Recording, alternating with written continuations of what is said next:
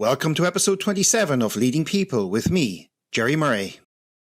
Have you ever wondered who hired that person when first encountering a new colleague whom you thought really wasn't the right person for the job? Or rolled your eyes when you've seen someone promoted way beyond their ability, the so-called Peter Principle? Or seen a highly talented person fail spectacularly in a new role? Or found yourself dreading going to work, not motivated, not engaged? Or being sent on a training program that was totally irrelevant to your work, or seeing high performers become low performers after getting a new boss. Of all the investment decisions that organizations make, probably the one that has the least amount of rigor is around people. Yet the amounts invested in people can be quite significant. There's a mountain of research out there to show that there's a real problem when it comes to people decision making. There are very good reasons why these problems exist. They're often based on good intentions, but more often than not, they're the result of unconscious bias and not having the appropriate tools to provide the necessary people insights that are needed. And they're extremely costly. This week's guest is Dr. Dan Harrison, the creator and developer of the Harrison Assessment and Talent Analytics tools. People who discover these tools often refer to them as the best kept secret in the HR or talent world. Well, now is your chance to discover that there is a robust suite of predictive talent analytics tools out there that will not only reduce the risk of making the wrong talent decisions, but that can also ensure that your talent decisions lead to stronger engagement, better retention, higher performance, growth, and success. So let's dive right in. Dr. Dan Harrison, welcome to the show. Thank you. So it's great to have you on the show today, Dan. I believe you're coming in from Thailand, yeah? Yeah, that's correct. Right. So you and I know each other, I suppose, since 2014, actually. It's quite some time. And full disclosure here, I've been working with your tools since then, and they make a huge difference to organizations in terms of decision-making around talent and that. But first, many of our listeners probably don't know who you are and a lot about you. So what I'd like to start with is perhaps give us a little bit of background to how you, today you're running a very successful organization, very much focused on helping organizations make decisions around talent. But I believe you started way back in the early days somewhere in the world of mathematics. So perhaps give us a bit of a potted history of how you got to today, and were there some sort of like epiphany moments or aha moments along the way which sort of led to you taking a direction you took in your career? Well, originally my focus of education was in mathematics. I had a natural skill for mathematics, and but as I got further and further into mathematics, I started thinking about, well, what can I do with it, and what am I interested in? What would be important to me about a career? And I started to realize that there wasn't really too much that I was really that interested in terms of mathematics as a career is concerned. There's engineering and various things like that, but my father was an engineer, did some work with NASA, and I didn't really want to do that. It wasn't that interesting. So I happened to take a psychology class and really sort of got onto this idea in the class about how humans are really only using a small portion of their capability, which is primarily blocked by the subconscious mind. And that because of the human defense system, we, do all kinds of behaviors and things that are really not productive. And I realized that just from getting exposed to that, I realized that, wow, that's probably the most important thing I can think of, that, to have people actually realize their potential and really become more capable of interacting with other people, more better at solving problems and things like that. So that became my sort of love in life, to really understand more about that. And so that's when I started going into the psychology element. I was pretty deep into the mathematics, and that really helped a lot, because I think one of the things that's missing in psychology is it's not very, in most cases, it's not very data formulated. In other words, as soon as you start talking about psychology, you want to know how much something is, what is it and how much is it? And if you're just talking all, quantitative or qualitative in manner, you're never really getting down to, well, how does all this stuff interact with itself? So yeah. I realized that, the two actually goes quite well together. So yeah. So you mentioned the concept of potential, and it's a classic question that comes up: has this person got potential? Can you unpack for our listeners a little bit what is potential? How can we understand it? Well, I developed what I call 12 paradoxes, and potential is really being able to manage those paradoxes or master those paradoxes. And it's a way of reaching your potential where, first of all, your interactions with others are going to be far more effective. Your achievement is going to be much better. And if you are going into leadership, your leadership is going to be of a much higher quality. So that's the basic idea of reaching potential. And of course, in doing so, there's a happiness. There's a happiness element. We have people all the time say, "This isn't just for work. This has really helped me on a very personal level, and to really reach a more satisfied and clear state in my life." So maybe we'll go into a bit more depth with the paradoxes a little bit later on, perhaps, for our listeners. They might be going, what is a paradox and what are they talking about? How big a role does context play in a person being able to realize their potential? Well, context is really impacting the person, but it's how the person deals with whatever context they're in that's critical. And so I personally believe that your potential is in your control. It's ultimately, but the problem with the psychological defense system is that it's on automatic. Mm-hmm. So we have automatic behaviors and automatic responses that are not necessarily the best responses to situations, and therefore, my personal belief is that it's all in your lap. Basically, you have the capability to do it. It's a question that you may have disowned that capability. Yeah, or as we often find, people's self-awareness level is quite low, probably because they've never been challenged to even become self-aware, or they've just developed patterns of behavior by social conditioning or whatever. And so often what we're finding is people are going, really? And they look at that and they go, oh, that explains so much about what's been happening in my life and why I'm so good at so many things, but every so often I bump into something and it isn't so pleasant, right? Right. So ultimately people have choice, but whenever there's something that's on an automatic pattern, that pattern has preempted your choice. Mm-hmm. And so therefore the pattern is then taking over rather than you choosing to act in certain ways. Mm-hmm. The pattern does the acting. And so that's really where the potential is tied up. Okay. So before we get into some of those, you've done some amazing work and developed some great tools. But before we get into the tools themselves, I mean, these tools are, as we used to say in Ireland, fine and dandy. But until you can use them for something, that's where they really start to have meaning and impact. So why is talent data so important? I mean, organizations have been gathering data. Finance has had it for years.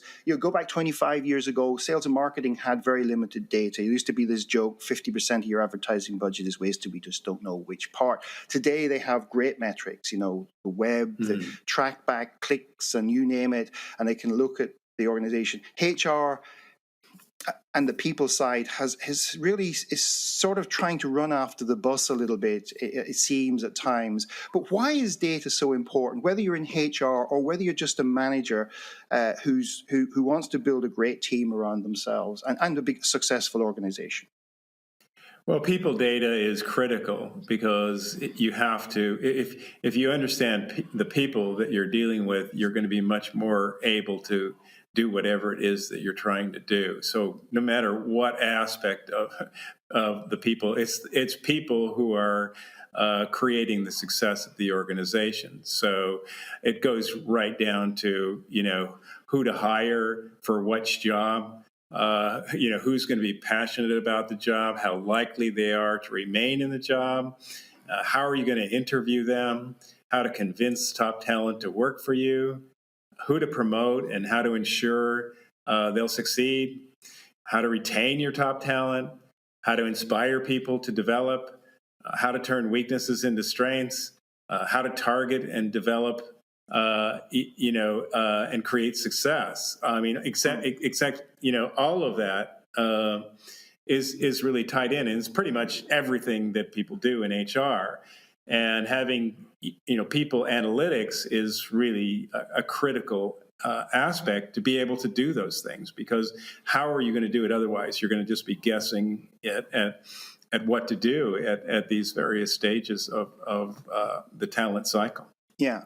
Yeah, and I would probably challenge anybody listening here who hasn't had the experience, either directly or indirectly, of maybe making a mistake in hiring somebody or putting somebody in the wrong position for them and it going horribly wrong in an organization. Or, as I sometimes found, one of the ways I got into this was by being called in to do a lot of team building. And you'd have managers say to you, well, I've got some great people and I've got some okay people and I've got some people that I've given up hope on. And a question that kept going through my head was, who put them in those jobs in the first place? Mm-hmm. Now, sometimes the person might have said, well, I inherited this team. But even then, they didn't know what to do about them because all they had was a perception that they were forming or hearsay that they'd had coming into the role. And who's keeping them in the jobs? So from my point of view, people should be passionate about the work that they do. Otherwise, what's the point of being alive? What's the point of working if you don't enjoy what you're doing? That's the most critical element. So when we're talking about people analytics, we're not just talking about for the benefit of the organization. We're talking about for the benefit of the person as well. If they love what they're doing, it's a completely different experience. So when the manager says, "Well, I've just given up on," well, that's largely because you have the person in the wrong job.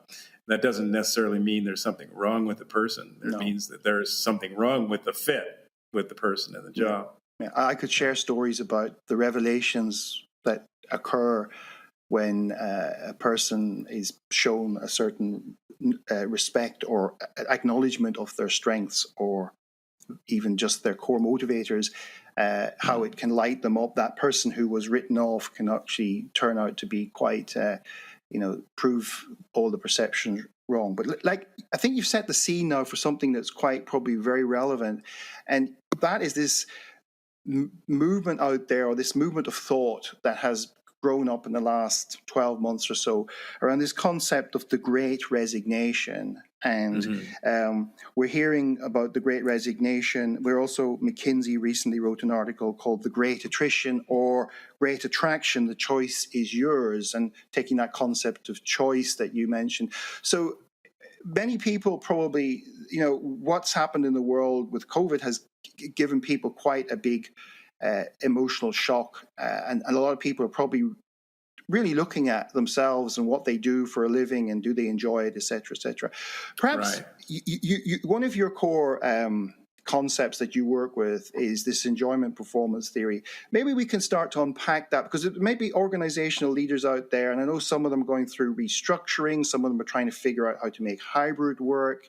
We've seen articles in the Harvard Business Review about organizations actually changing job roles to suit the people so that the people are doing the things that are going to really play to their strength. So maybe you can start to unpack your work and relate it to that, because that topic is very relevant for a lot of people Right. today. Well, one of the biggest mistakes people make is they look at the business relationship in a one-sided manner. So the organization typically looks at the relationship with employees as, how do we get them to do what we want? And that's very limited, in the sense that the relationship, in truth, is something that has to be a mutual benefit. So in order for the person to really be productive and to really stay, it has to be something that they want as well, and that's important, that they feel passionate about, that they enjoy. And it goes right down to the assessments that people use. Most people use assessments that are really one-sided assessments. The assessment is designed to say, is this person going to be the person that we want? Are they going to do what we want?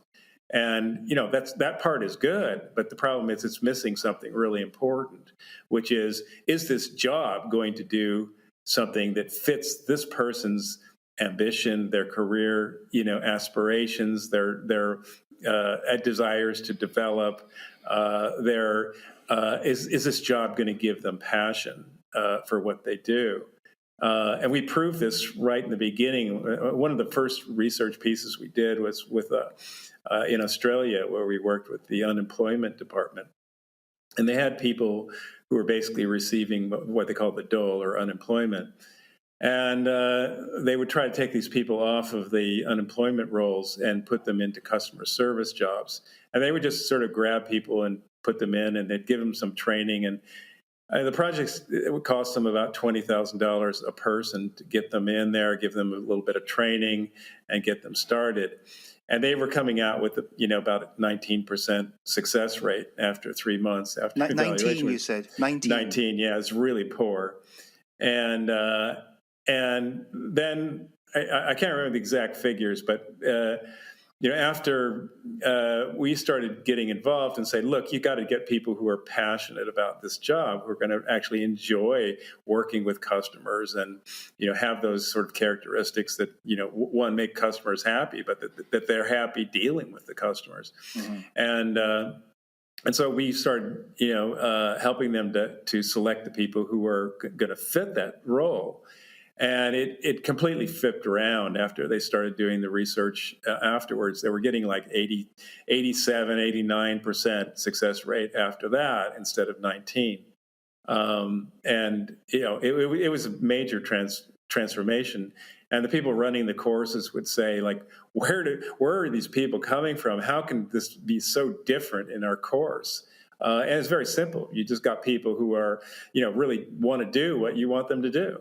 And to me, that's the core, aspect of all of it, is unless you have that fit, you really don't have anything to work with. So you've got to get people who want to do what you want them to do. and you can't get people who want to make a living and don't want to do what you want to do, but just want to get a paycheck. That's the case in a lot of cases. And of course, you're going to struggle with those people because they don't really want to be there.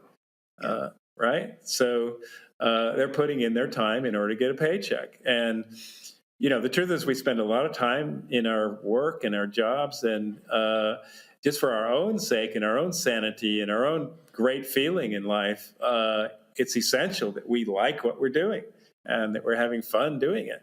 Yeah. So that's the whole key, I think, to the critical element. But you can follow that line of thought all the way through the every process of the talent cycle, including the hiring process, the interviewing process. If you follow that line of thought through it, that is the key thought. So if you have that key thought, you can apply it to pretty much every aspect of human resources, and then you have a pretty big winner there. Yeah. Yeah, and we might identify a few of more examples and a few of the specific tools in a minute. The other thing that I think people probably need to be aware of is that when people are in jobs that are not satisfying or they're not suited to, their stress levels are going to go up because they're going to be absolutely. on high alert, right? So we see this. These things are all seem to be separated out into little silos. So there's stress and burnout. What are we going to do about that? But actually, a lot of that is the root cause of a lot of that comes back to your premise, right? Right. Well, if you love what you're doing, what's to stress, right? It's probably the best part of your life. In fact, if you love what you're doing, you can be going through all kinds of stuff in your life and survive, because at least you've got a big chunk of your day that's where you're doing something you really enjoy. And you're going to feel more psychologically safe. You're going to have less of the adrenalines and cortisol's running. You're going to have more of the dopamine and serotonin and oxytocin, all that stuff that gives us, also makes us more creative, makes us more innovative, gives insights. We make better decisions, don't we, when we're in that zone? Yeah. Right.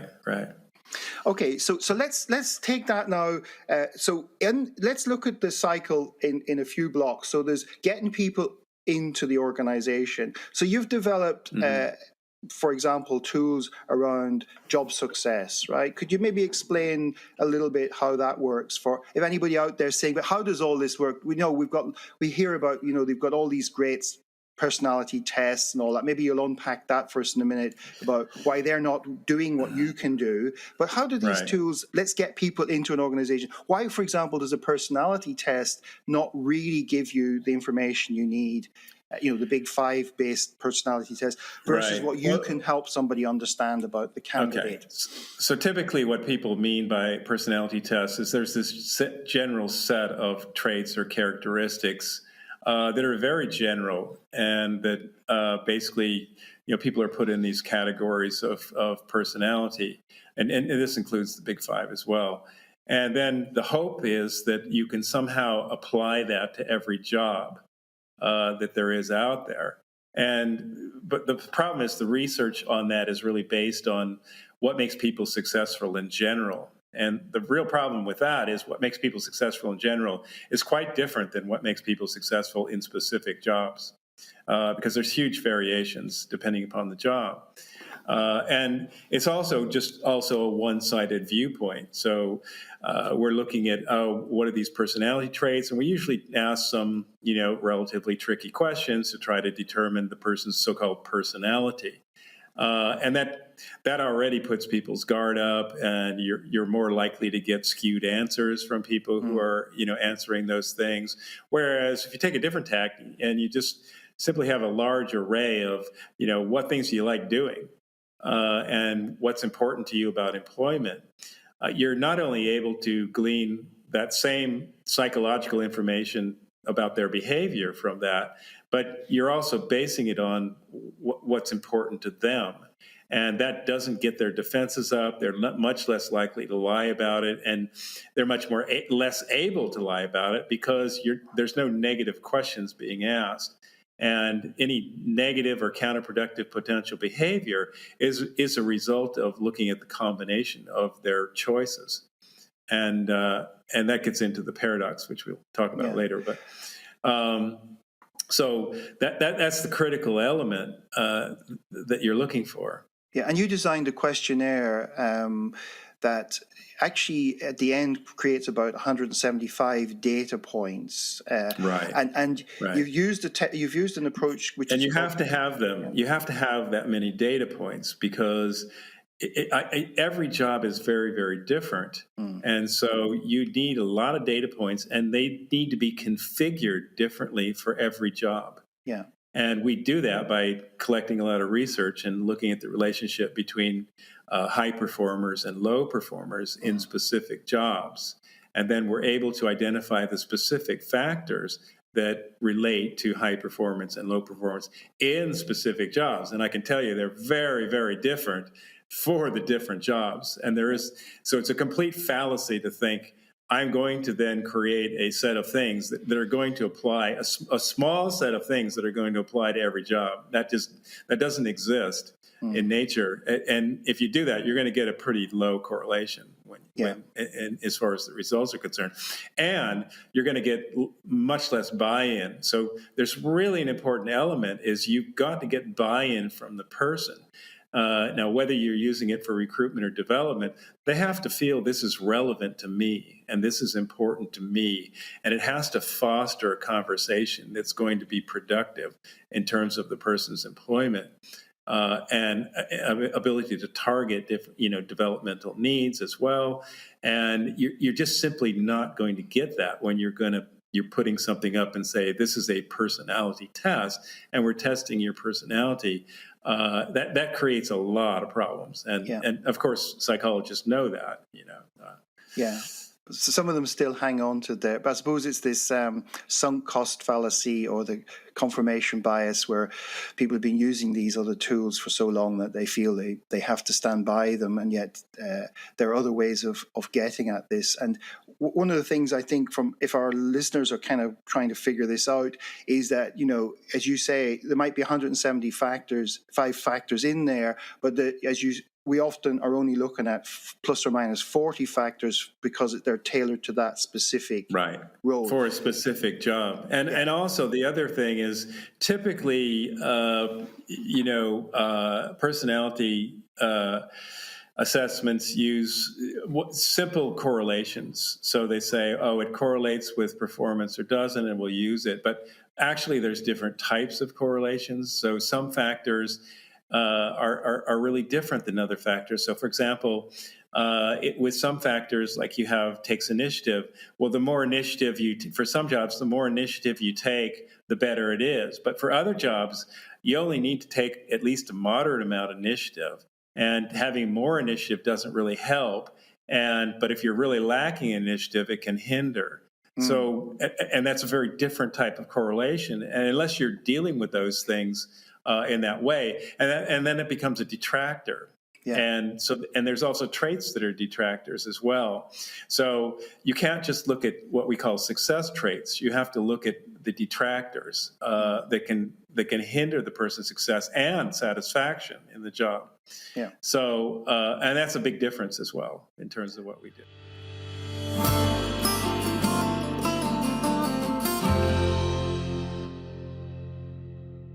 In the next part of our conversation, Dan provides examples of how his unique paradox technology works. For example, how the paradoxes explain why your apparent strengths can actually be weaknesses in some contexts, how to predict how someone may behave under stress before you hire them, and how the paradoxes can explain and resolve team conflicts, and much more. But before we return to our conversation, I have a question for you. Do you think you're a good communicator? Let's listen to what Dan has to say. So give people an example of a detractor trait, because you actually calculate these very cleverly, but just give people an example of 1 or 2 detractor traits so they understand. Well, I'll give it to you. There's 2 instances. One's a detractor trait, which is lacking. So an example I just gave with initiative. So if you're lacking initiative, that could be a detractor, but it may not be important that you have a great deal of initiative. Okay. And another one was when we look at traits in relationship to each other. So we might look at, for example, the relationship between the person's frankness or directness and the person's diplomacy or tactfulness. And we can then see if the person, for example, tends to be blunt, because the frankness will be strongly outweighing the diplomacy. Mm-hmm. And then that becomes a negative trait, which we call blunt. And in fact, we're able to determine how blunt the person is that way. And the point is, that's a trait that you can't really measure effectively otherwise, because if I simply create a questionnaire that says, how blunt are you? Nobody's going to answer that correctly. That's right. If they're looking for a job. And the other way that people generally try to do it is they say, well, if the people are really frank, that means that they're going to be blunt. Well, that's not right either, because they can be very frank and very diplomatic. So it's that ability to look at this sort of what we call paradoxical traits that's really key in getting a good assessment and being able to understand the person's behavior. Because just being frank doesn't necessarily mean you're blunt. And most assessments and most people make that mistake of thinking it that way. Right. Okay. So we're almost in the paradoxes, but before we get there, I think it's interesting for our listeners to also know that there's one questionnaire that does all of the lifting on this, takes less than half an hour, and it is not the final assessment in the sense that that questionnaire brings in the data that then can be cut and it's like putting different lenses on your camera or whatever, different cropping. And that's a really powerful, unique feature of your work, is that when somebody does, most people say, well, that was an interesting questionnaire, it's a bit different.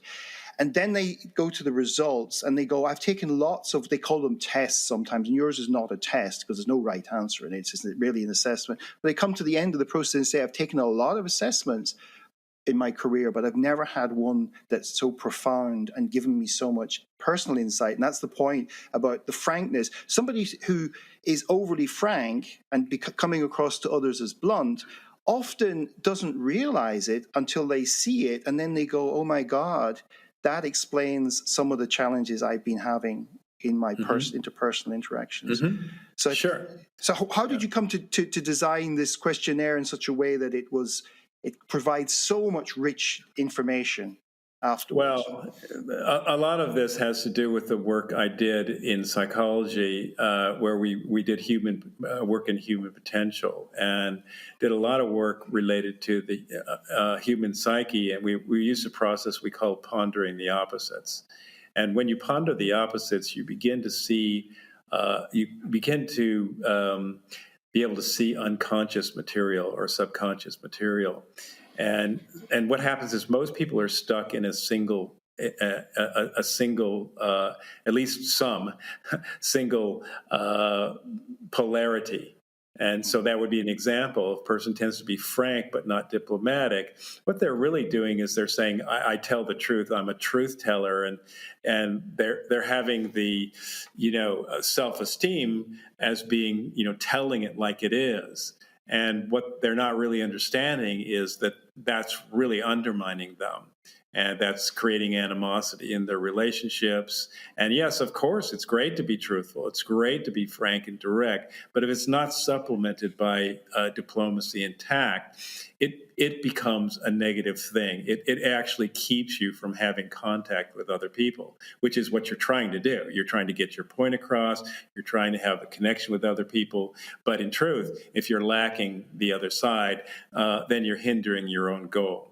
Okay, so let's unpack now. We're in Paradox. We've been alluding to it. And then after that, I'd like to get into the whole engagement area about the mutual aspect of that, because this is the time of year when a lot of people might be going through annual appraisals and annual reviews.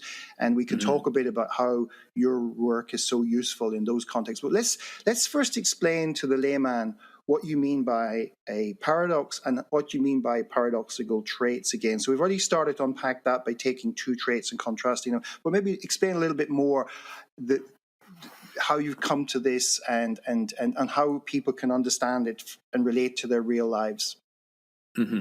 Well, paradox is a statement that has two things in it that appear to be contradictory, but in fact are both true. And that's the critical element, that they're both true. And so, for example, less is more. Okay, so that's true. You can think about it in terms of, maybe your PowerPoints, having less, words on the screen is actually more. It actually is better at getting your point across, and it's more effective. Or saying fewer things but having more clarity is better. Okay. Yeah. And so that's a paradox. And paradoxical traits are things where there's two traits that seem like may seem like they could be contradictory, but in fact, they actually support each other and they're synergistic.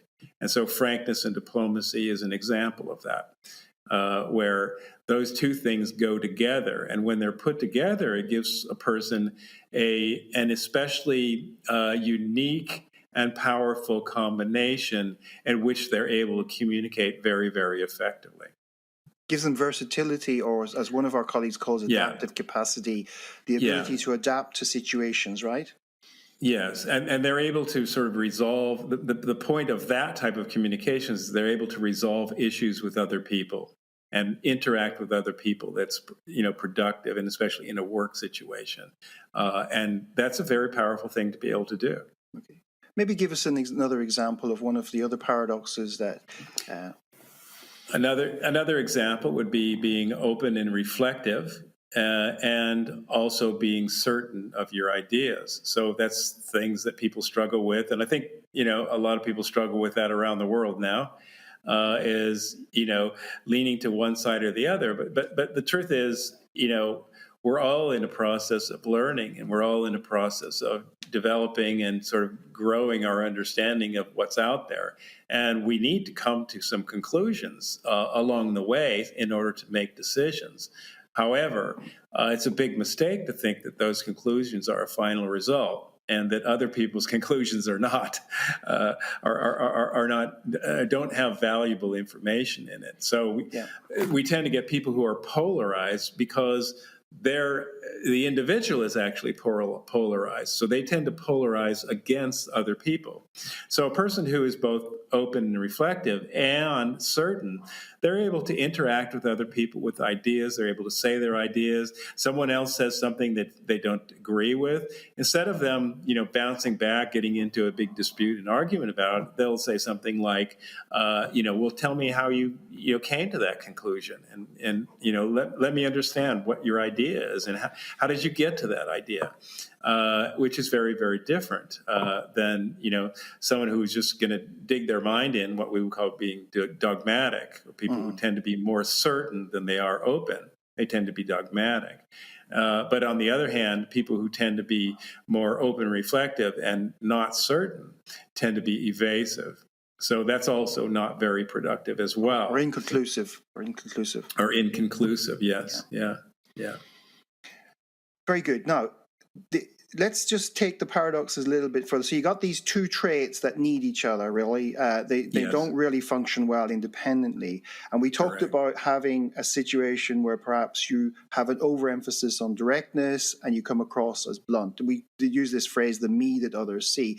However, there are other consequences to being quite out of balance in these two traits around stress. Can you just explain a little bit what goes on there and how you've been able to help people understand what happens if they're put into stressful situations and they have some out of balance elements in their paradoxes? Yeah, that's a good example. Like, for example, if you tend to be very diplomatic and not frank, what that means is you'll tend to hold back from saying things that you really need to say, and to be sort of truthful, and you're going to overemphasize being diplomatic. And what happens as a result of that is, under a stressful situation, you'll tend to flip to the opposite. In other words, you'll tend to feel, look, I've been so nice to this person, and now I can't stand it. They keep saying what they're saying, and that's it. I can't take it anymore. And then you become quite rude to the person. And so even the people who tend to normally be very diplomatic can, if they don't have frankness, they're going to flip into the opposite. Whereas if they have frankness, that's going to prevent them from flipping into the opposite, because they will have been doing that all along. Yeah. And this is where some people often say, I wasn't myself, that wasn't me, right? Or right. And other people go, what the hell happened today? Stay out of Dan's way today because he's just in. And yet there's a whole lot of misunderstandings that are created around this, which are unhelpful. And often it's that understanding that trigger point, that stress point, that trigger point that sets somebody off. Right. And recognizing that there's value in having more directness or frankness to help person navigate those situations, right? Right. Well, stress in itself is going to make any of us more vulnerable to, saying things or doing things that we don't really want to do. But the imbalance itself, in this case, is one of the foundations of creating the stress, right? So because of the imbalance, you're having this buildup of things that you didn't say, and you're holding it back until finally it just blows up. Yeah. And actually, the paradox measurement there's also a measurement of a person's ability to manage their stress within your paradox. Correct. The 12 paradoxes. Well, there's a measurement of how much stress the person is under chronically. So you actually look at the combination of those two things. Yeah. Yeah, and that's for people to discover later, I think. The other great thing about this is that the paradoxes can then help in terms of people understanding. There are various patterns that emerge, and then when we get to teams, teams can, rather than people in teams, kind of, because personality tests will often say, "You're here and he's there," and that's it.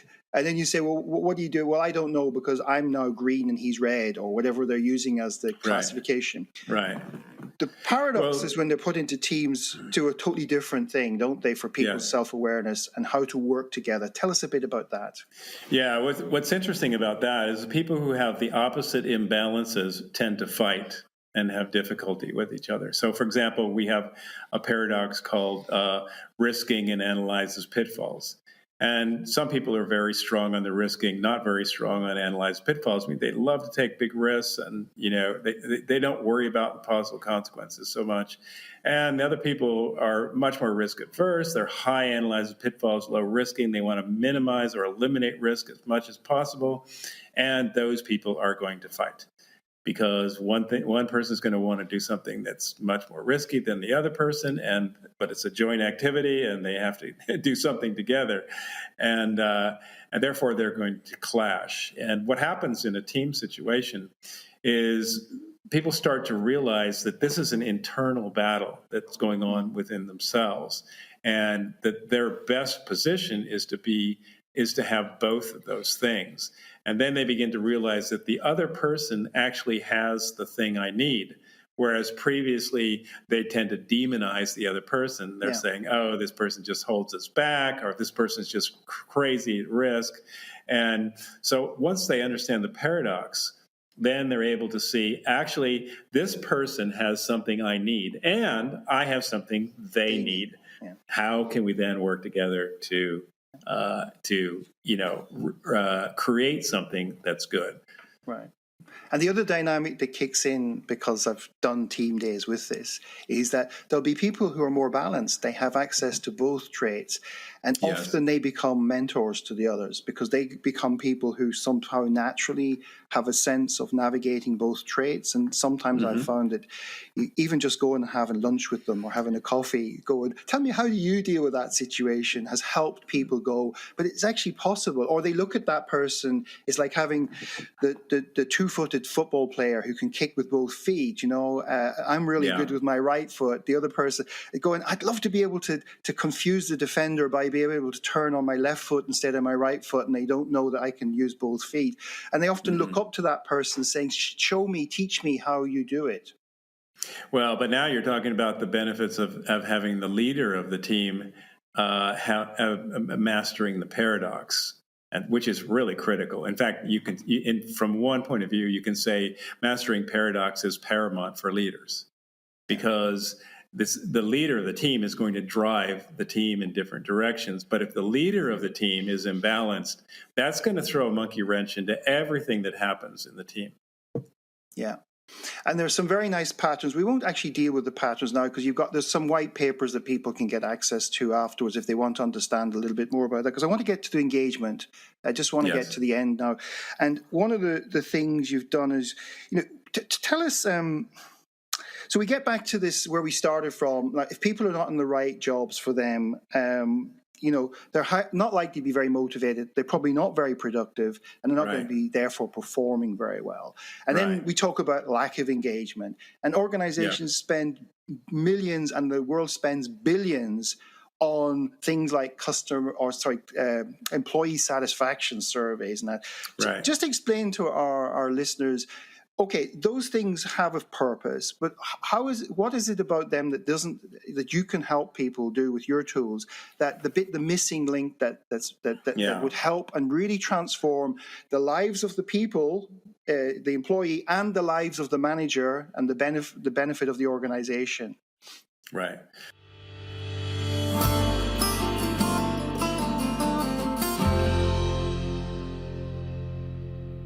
In the final part of our conversation, Dan explains why conventional engagement or employee satisfaction surveys don't actually help improve engagement. He elaborates on the two most important factors that underpin successful engagement, what dating can teach us about engagement, why managers dread the annual employee satisfaction survey, and the unintended consequences of making managers solely responsible for engagement. So there's two things that are important about engagement. The first one is what we've already talked about, is getting the right person in the right job. So getting them in a job that they feel passionate about, that they enjoy doing. That already is a big step for engagement. But there's another very important step, is that every person has expectations for employment. And the problem is those expectations are different. Some people want to have more development opportunities. Some people just want to be able to make, higher pay. Some people are really focused on even having, social connections at work. Everybody has something different that they're looking for. Some people are looking for autonomy. It completely varies. And we have about 18 different things that people want from their work. And part of our engagement is to really, assess and measure how much people want each of those things. And having those be a subject, because as I said, you have to look at employment as a two-way relationship. So the relationship is the company getting what they want from the individual? But the other side is the individual getting what they want from the company. And so in order to have a really good, long-lasting relationship, you need to have both of those elements fit, because a lot of organizations will say, our best people are leaving, how to retain our top talent? Well, you have to retain your top talent by finding out what's important to them. And what things they feel are fulfilled in terms of what's important to them. So there's actually two sets of questions, and by understanding that, you're able to have discourse with people to really work out a mutual benefit. Because people are so confused about employment. They think it's some kind of mother-father relationship or child relationship. It's totally not true. It's a business relationship. And it's a relationship in which you perform certain functions and you get paid for those functions. Those people are not, your employer is not your mother and father. And on the other hand, from the employer's point of view, the employee is not your slave. Okay, they're there. They're not a machine. They're not an asset. Okay, they're a person. They're an individual. Yeah. People say, "Oh, employees are our greatest assets." What are you talking about? They're not assets. They're employees. They're people. They have their own ideas. They have their own needs. They have their own wants. They have their own ambitions. And it's if you want to have a good relationship with them, you have to work out what those things are. And you have to have a give and take process that deals with the relationship in both directions. That's a business relationship, no different than any kind of relationship you would have with a supplier or a partner or a business partner. You have to look at what works for both parties. Yeah, or a spouse. Yeah. How would you feel if you went on a date and the person at the date starts asking you, questions about, well, this is what I want. I need somebody who does this, this, and this, and this, and this. And they never bother to ask you what you want. I mean, how do you feel? I think there might be listeners out there already have their own experiences of these things. Hopefully not on the interrogation side of the equation, but I think there's been situations where people have cut those dates short. Right. Yeah. You probably cut and run, right? Because, but that's what happens when people say, employers say, oh, people are leaving us, well, you know what, it's a good idea if you look and see what you can do to keep that from happening. And what you can do is basically to really acknowledge the relationship and what's important to the other person, and not just give lip service to that, but where you actually measure it, have discussions around it. Mm-hmm. We look in the organizations, we have performance reviews. Okay, I'm going to review your performance. Well, wait a minute. Isn't this a two-way relationship? Shouldn't we be looking at how has the organization given the person what they want in the last year? How is it working for them? Do they want something different? A performance review should be a two-way performance review. Yes. And actually, I've had experience I can share with our listeners of clients using your tools and having better. Those become meetings, they become discussions, dialogue, they become Right. a sharing. It actually, believe it or not, is easier on the manager because they're often feeling if they've been storing up that list of stuff. Actually, they can go in there and have a discussion, which is a two-way discussion, and understand the person in front of them better, and the person can understand the manager better. So it's actually they both come out feeling better. Yeah, well, otherwise, all you're doing is treating the person like a child, and and you're going to trigger all their childhood reactivity as a result of that. Yeah, because they're going in with a gun in the back pocket, saying the minute you shoot at me, I'm going to shoot back, right? And right. Yeah. And even if they don't say it's going to come out, and then people say, well, why are people having these crazy behaviors at work? Well, yeah, it may be because of that, Yeah. Now, the other thing that weakens the employee satisfaction world a little bit and these surveys is this anonymity thing. And right. You've got, I mean, surprise, surprise, there's a myth out there, I think, that okay, there's all sorts of legislation. Let's park that for a minute. But as long as you are complying with data protection, etc., within your company context, and that there's a myth out there that people won't tell you stuff. And what might surprise the problem with engagement is, in the way most people are measuring it, is based on assumption, and the assumption is that your manager is responsible for engagement. Right. And even organizations make their manager responsible for engagement. But the truth is, the manager isn't responsible for engagement. It's a mutual thing.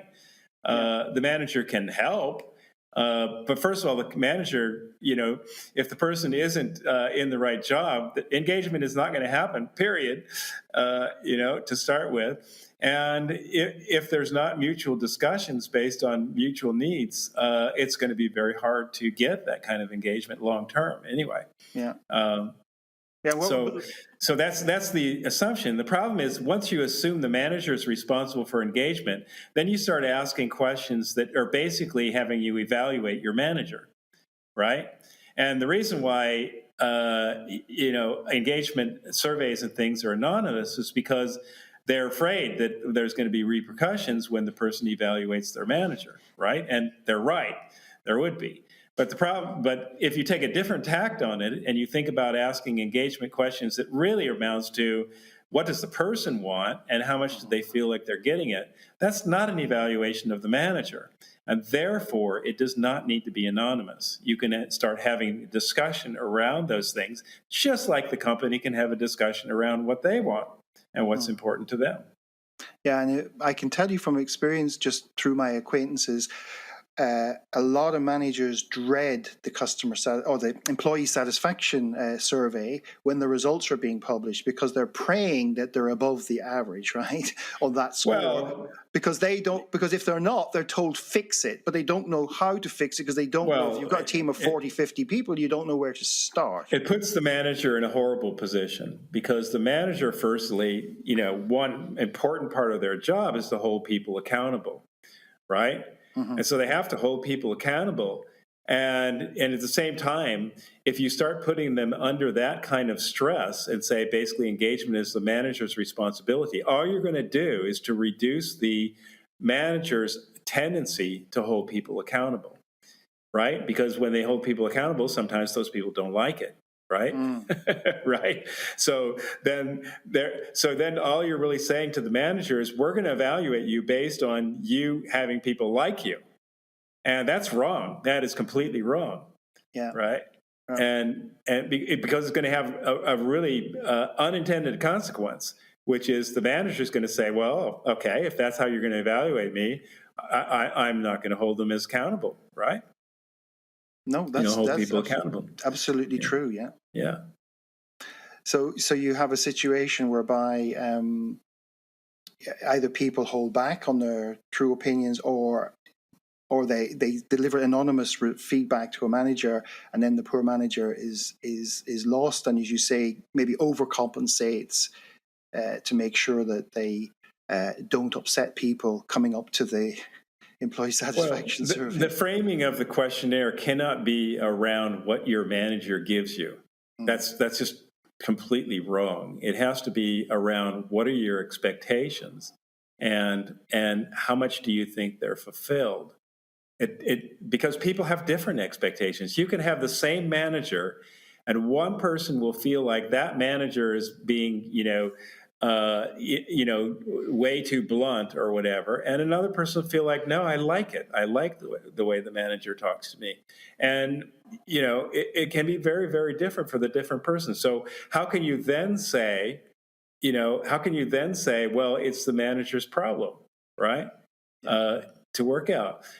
But what you can say is if the manager understands this one person wants much more diplomacy than the other person, it doesn't necessarily mean the manager's bad or wrong. It just means, okay, if the manager's smart, they'll understand that and see, okay, this person tends to be pretty sensitive, and I'll go softly with this person, but still, tell them the truth.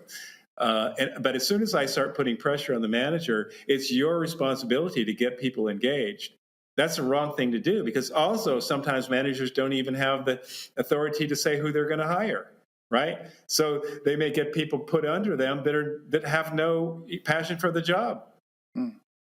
And actually, as you talk, Dan, you go back to the paradoxes again, because if I don't have the versatility to be diplomatic, and I have people around me who want diplomacy, I'm going to struggle, and that side of my paradoxical imbalance is going to exacerbate that situation. Exactly.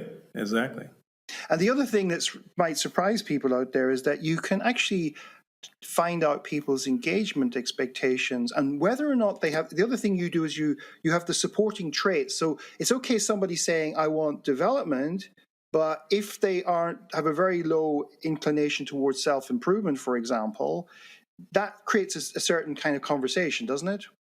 Absolutely. So that we also couple what we call expectation factors with supporting behaviors. So that's a very, very good example in which they need to have the self-improvement in order to get that expectation fulfilled. And you can actually measure this before you hire somebody, because it relates back to the way you've designed the enjoyment performance, the job fit, right? Mm-hmm. And you can measure this. And if people are listening out there and saying, no, I don't believe you, I can tell you from experience, people fill this in. It's quite remarkable. They will complete this, and they will also tell you what their fulfillment levels are, even if it's the job that they're leaving. And that tells you something. You get somebody who has very low fulfillment in their expectations in their current job applying for a job versus somebody who has high fulfillment. That will change the dynamic around salary negotiations, a whole lot of things, because one person can't wait to get out of a job. The other person's going, I wouldn't mind working for you. It seems interesting, but I'm actually quite happy where I am. Mm-hmm. So it's going to be a different kind of conversation taking place there. Absolutely. And we're able to help people see that. So that helps that decision-making process before the person enters into the organization. Right. So you've built a whole bunch of really great, starting off in psychology and assessment and working through enjoyment performance, the job fit, the paradoxes. In the last 18 months, 2 years, you've built a lot of fantastic analytics tools, and just say a little bit about that and what might be coming up in the future, and give our listeners maybe one or two tips or advice on what they could do now to really explore this and start to really think about how they could make better and great talent decisions in 2022. Well, the biggest thing, and I think is you could say the main theme we've been talking about, the biggest thing is really to understand that employment is a business relationship, and it's a two-way relationship, and both sides need to be satisfied for it to be a long-term and productive relationship. So getting people in the right jobs is the right thing. Looking at mutual expectations is really important. But if you really understand that, you'll do that through the entire process. So, for example, when I give an interview, I use our methodology. And in our methodology, we will look at what's important to the person. and we have an assessment in front of us, so that helps a lot, where we're able to see what's important to them, and we're able to discuss that. And we're able to say, okay, this is the areas where it looks like you might be a really good fit. Tell me more about that. What have you, how has this played out in your previous jobs? So we're able to then get a better sense of what they've done in the past with it as well, and sort of verify our assessment as well. And then, we're building the relationship with the person, because most people take an approach when they're hiring of screening people out. And that's the wrong idea. If you think about it from the viewpoint of a top performer who's likely to be your best candidate, right? To them, they know they're qualified. They know that they probably have multiple job offers. So you should build an interaction with them that's around their needs. But what are their needs? What are they thinking when they come in? They're thinking, am I going to enjoy this job? They're thinking, is this company going to be good for me? Is it going to be a nice place to work? Am I going to be able to fulfill my ambitions for my career at this company? That's what they're thinking. And what we generally do when we're conducting interviews is we do just the opposite. We're totally razor focused on what are they going to give to us? How are we going to make sure they give to us? We're mistrusting. We try to ask them trick questions. Totally the wrong thing to do. The right thing to do is to build the relationship by really looking at what's important to them. And in that process, be talking also about and being very disclosing about what the job involves and what we're going to expect from the other person. But in that process of discussion, having that happen, that completely changes the dynamics of the interview, and turns it into a very productive discussion. And I've had people who write me, after the interview that I did not hire, said, thank you so much. That was so helpful. I feel so empowered from the interview that you gave me, even though you didn't hire me. And I've also had people, where I looked at their fit, and, after going through the process of the interview, I could see, well, actually there wasn't as good a fit as I thought there might be. And I've suggested to them, look, this, we're probably not good for you. We're probably not a good situation, because what you want is something that's like this. And I suggest you can get this, in another place. And I tell them my suggestion. And they're so happy. They feel like, wow, this was fantastic. I get great reviews from that, people even people that we didn't hire. They say that was such a great experience. Right. And so it's that mental framework that the person has, which is the most important thing.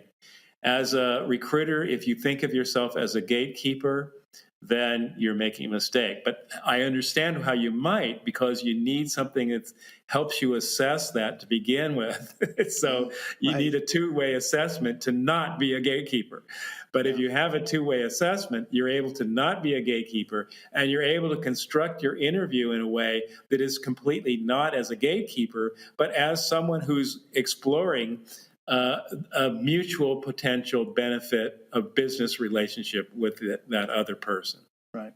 And another thing that's happening recently, where the data analytics, where you're able to look collectively at groups of people and at the culture of an organization, is a lot of organizations are starting. I'm hearing more and more. We're restructuring, we're reorganizing, we're coming out of COVID. The hybrid thing is contributing to that. But what do they do? Right. They go and they start restructuring it, and then they say, could you assess? Right. We want to put these people in those jobs.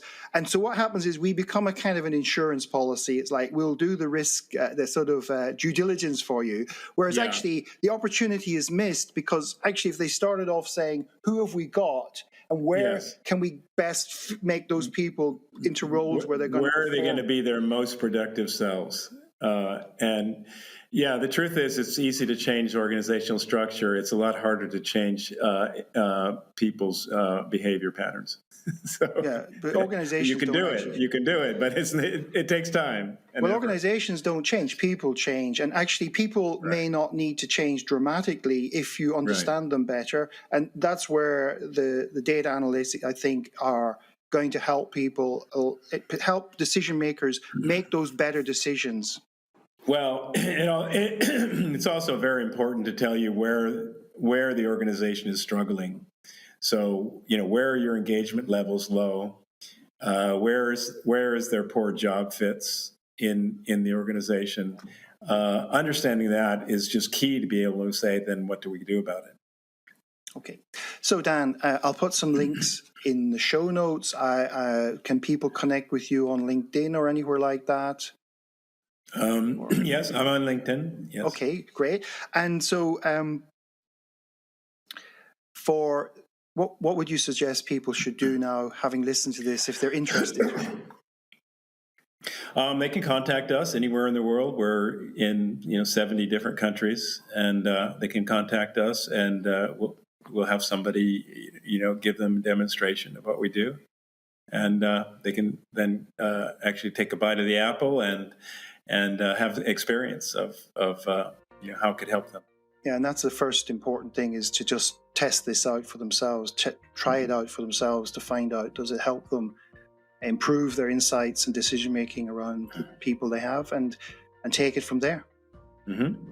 So, Dan, it's been a fascinating conversation. Like I've heard you talk many times over the years, and I've still really enjoyed this. I hope our listeners got some really valuable nuggets of insight and advice and wisdom here from you today. So I'd like to thank you once again for being my guest.